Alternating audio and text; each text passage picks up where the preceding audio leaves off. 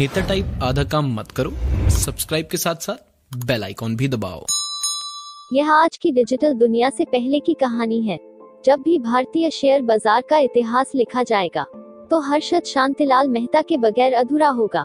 लेकिन हर्षद की कहानी का संबंध सिर्फ शेयर बाजार या अर्थव्यवस्था से नहीं है। इसमें राजनीति के भी ऐसे रंग हैं जिन्हें दबाने की कोशिशें हुई या सिर्फ अफवाहें करार दिया गया। आज बटन दबाते ही करोड़ों रुपए एक खाते से दूसरे में पहुंच जाते हैं।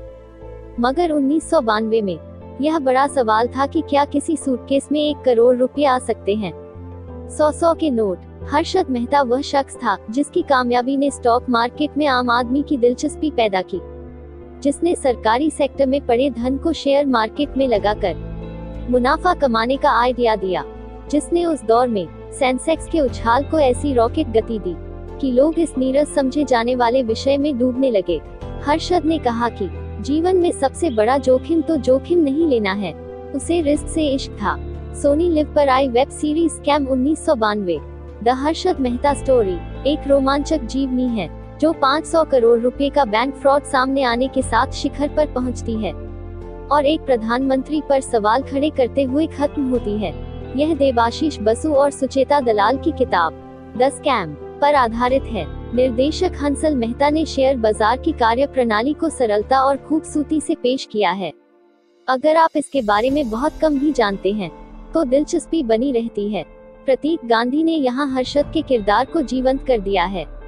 फिल्मों और वेब सीरीज में राजनीतिक तथा अपराध पत्रकारिता तो आपने देखी होगी, यहाँ पर आप आर्थिक पत्रकारिता के पहलुओं को देखते हैं।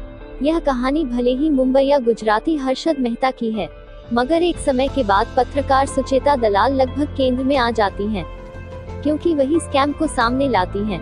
खोजी पत्रकार सुचेता का हर्षद की चालाकियों को समझना और उसका भंडाफोड़ करना, इसके बाद दफ्तर में ही अपनी खबर को अखबार के पन्ने में सही जगह दिलाने का उनका संघर्ष रोमांच पैदा करता है। वेब सीरीज बताती है कि हर्षद का सफर एक साधारण युवा की तरह शुरू होता है, जिसके पिता का कपड़ों का बिजनेस चौपट हो जाता है। निम्न मध्यम वर्गीय परिवार आर्थिक मुश्किलों में फंस जाता है। परिवार को सहारा देने के लिए क्लर्की करने से लेकर सड़कों पर सामान बेचने तक का काम करने वाले हर्षद के सपने बड़े हैं। वो स्टॉक मार्केट का रुख करता है और चीता की रफ्तार से छलांगे भरता है, परंतु एक झटका उसे और परिवार को फिर सड़क पर ले आता है। टाइम ही टाइम को बदल सकता है और टाइम को बदलने के लिए थोड़ा टाइम दीजिए। इसी सीख के साथ हर्षद अपने भाई अश्विन के संग नई शुरुआत करता है। वह अपनी पैसे की ताकत को और बढ़ाना चाहता है, इसलिए शेयर मार्केट से आगे मनी मार्केट का खिलाड़ी बनता है। इस मनी मार्केट में आम आदमी की जगह निजी सरकारी बैंकों के धन का खेल होता है। सफलता दुश्मन पैदा करती है, लेकिन हर्षद किसी पर ध्यान न देते हुए पूरे आत्मविश्वास से मुस्कुरा कर कहता है, अगर जेब में मनी हो तो कुंडली में शनि होने से कोई फर्क नहीं पड़ता। कोई उसे शेयर मार्केट का कपिल देव कहता, तो कोई बीएसई बॉम्बे स्टॉक एक्सचेंज का अमिताभ बच्चन।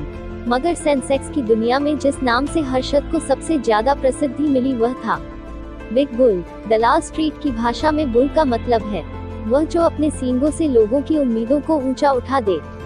हर्षद ने लोगों की आशाओं को इस बुल से भी कहीं ज्यादा ताकत से ऊंचाई पर पहुंचाया। उसने उनका भरोसा जीता और कहा कि भरोसा कानून से बड़ा होता है।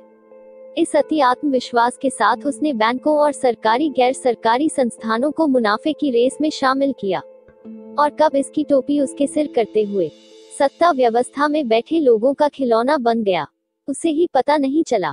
यह सब कुछ शायद ऐसे ही चलता अगर पत्रकारिता के पेशे में धार नहीं होती, सुचेता दलाल नहीं होती। हंसल मेहता ने सुचेता के माध्यम से उस दौर की पत्रकारिता को पारदर्शी ढंग से सामने रखा। श्रेया धनवंतरी ने बड़ी शिद्दत से यह भूमिका निभाई है। अंत तक आते आते कहानी आर्थिक से राजनीतिक होने लगती है और हर्षद का यह बयान मायने रखता है कि अगर मेरी पूंछ में आग लगाएंगे तो लंका उनकी भी जलेगी। मैं गिरा तो सबको गिराऊंगा।